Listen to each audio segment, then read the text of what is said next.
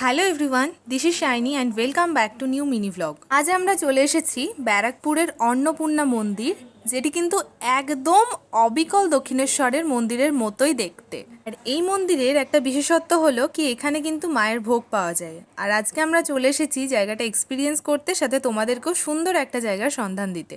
এই মন্দিরের গর্ভগৃহে রয়েছে শিব ঠাকুর আর মা অন্নপূর্ণা, তার সাথে রয়েছে দক্ষিণেশ্বর মায়ের মন্দিরে যেমন 12টি শিব মন্দির রয়েছে, ঠিক তেমনই এই অন্নপূর্ণা মন্দিরে রয়েছে 6টি আটচালা শিব মন্দির, যেখানে প্রত্যেকটা শিব ঠাকুরের আলাদা আলাদা নামকরণ করা হয়েছে। 1875 সালের 12ই এপ্রিল রানী রাসমণির কনিষ্ঠ কন্যা জগদম্বা দেবী এই অন্নপূর্ণা মন্দিরটি নির্মাণ করেছিলেন। এখন আমি তোমাদেরকে দেখাচ্ছি মেন যে মন্দিরটা।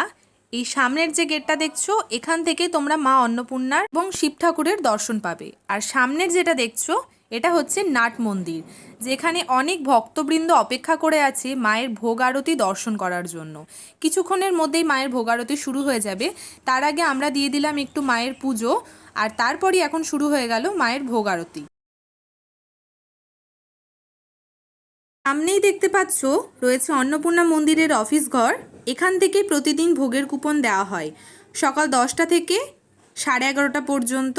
আর ভোগের কুপনের মূল্য হচ্ছে মাত্র 120 টাকা যদি বসে খাওয়া হয়, আর পার্সেল নিয়ে গেলে 170 টাকা করে নেয়। এখানে কিন্তু চেয়ার টেবিলও দেওয়া রয়েছে, চেয়ার টেবিলে বসিয়ে খাওয়ানো হয়। আর এখানে ভোগ খাওয়ানো স্টার্ট হয় বেলা 1:30 থেকে।